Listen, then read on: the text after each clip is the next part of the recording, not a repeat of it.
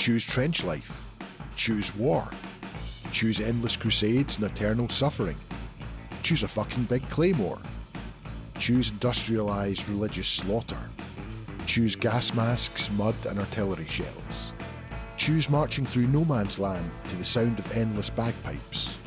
Choose dying cold, soaked and furious in the name of God. Choose your future. Choose the Trench Highlanders. And in this video I'm going to show you how to speed paint this officer of the Trench Highlanders, along with his little Westie companion, and show you how to paint up a rusted armour, along with a quick tartan recipe, and also how to create a realistic looking diorama trench base. And the STL for this model and the rest of the Trench Highlanders is available on Cults, and I'll post the link in the description down below. And to start the model off, I'm going to be applying a Zenithal Prime, which is just a black base coat with a white overspray from the top, which will provide the perfect base for speed painting. And for the first part of the process, I'm just going to be using some contrast paints to lay down a base coat across both of the models, excluding the tartan kilt, which I'll tackle later. And for all of the contrast paints, I don't use any thinner, I just use them straight out of the bottle. And for the most part, I'm only applying one coat, unless the first coat goes on a little bit patchy, and then I'll apply a second coat as well to tidy it up. And as there's no reference artwork for this model, I'm just going to grab whichever paints feel right.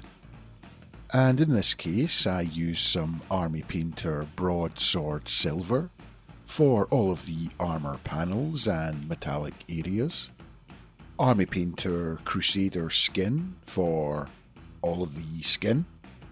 Vallejo Express Chameleon Orange for a nice ginger beard and eyebrows. Army Painter Aztec Gold for any of the gold trim. Vallejo Express Greasy Black for the jacket and bonnet or hat. And for all of the leather straps across the model, I'll be using Vallejo Express Willow Bark. And for the animal head on the sporran, which is the little pouch on the front, I use some Vallejo Express Battle Dress Brown. Vallejo Express Mummy White for all of the rope tassels and cloth.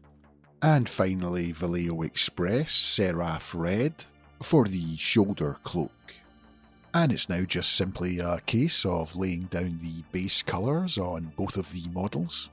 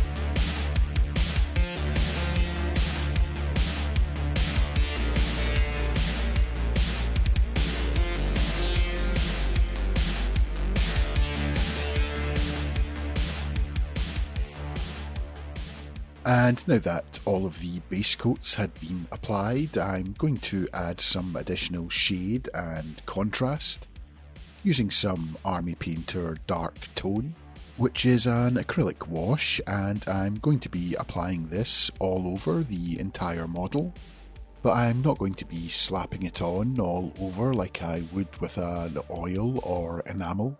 I'm going to be a bit more selective with the amount of wash that I'm going to apply to each area. For areas that have a lot of texture, like the fur and parts of the rope, I'm going to be applying quite a lot of the wash, as there will be plenty of areas for the wash to run into.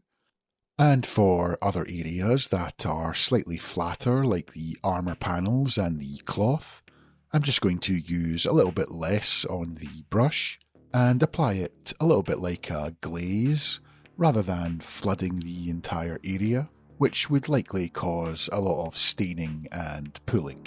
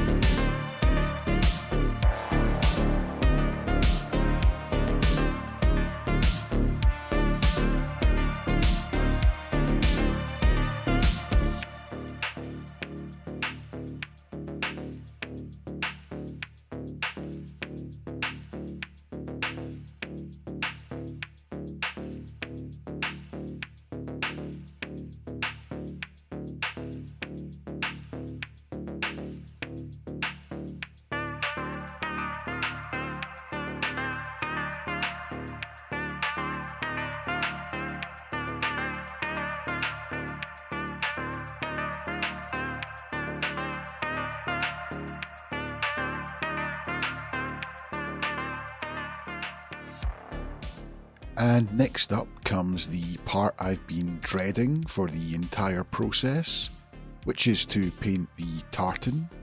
And unfortunately there is no such thing as tartan paint. And after watching multiple videos online on how to do it, I realised that they were all a little bit too overcomplicated for speed painting. So I came up with my own recipe, which is a lot faster but still looks good on the tabletop. And the plan is to make a red-green tartan.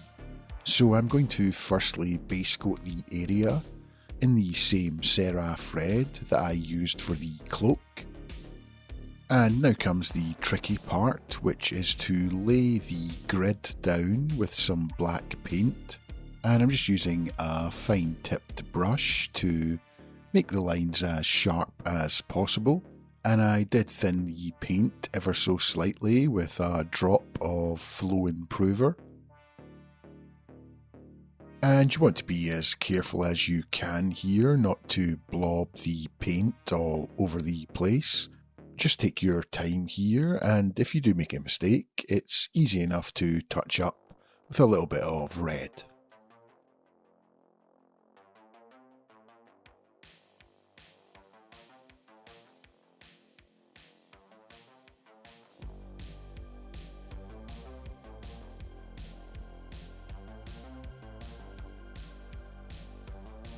I'm then going to use some Army Painter Guardian Green, which is a nice deep green, and paint in every other square to make it look like a chessboard or checker pattern. And the colour order here is quite important, as green covers red a lot better than red will cover green, so doing it in this way just makes it a little bit easier. And once that's done, I'll just go back in and reinforce the black checkerboard lining, and then go in with an off-white colour, and in my case I use some Army Painter Company Grey. And I'm going to use this to selectively line in between some of the squares. I'm not going to use it on every part of the grid, just on any of the open areas, as if it was offset by a few squares. And this just breaks up the checkerboard feel a little bit and gives it more of a tartan look, without going over the top and having to line every single panel. And I just used the exact same paints to paint up the little Westie dog as well, and gave everything a coat of matte varnish to take away the shine from the acrylic wash. And I think the only other things that I did to the model was to highlight up the skin a little bit and paint in the eyes as well. And I then started work on making the diorama base, and I wanted to make a realistic looking trench, and I just begin by tearing up a large piece of cork board and roughening up the edges a little bit and using this for the base. And once I'd glued that to the base, I can then use this on a fresh piece of cork board to mark out the rough size of the previous bit of cork, just using a hobby knife and then tearing away the fresh piece of cork, and then stacking this on top of the previous piece, leaving the flat edges of the board towards the front side and the rough edge towards the back. And I'm just going to repeat this process, I think 5 times, and stack up the cork boards until I've got a sufficiently high wall that's flat on the front side and rough on the back.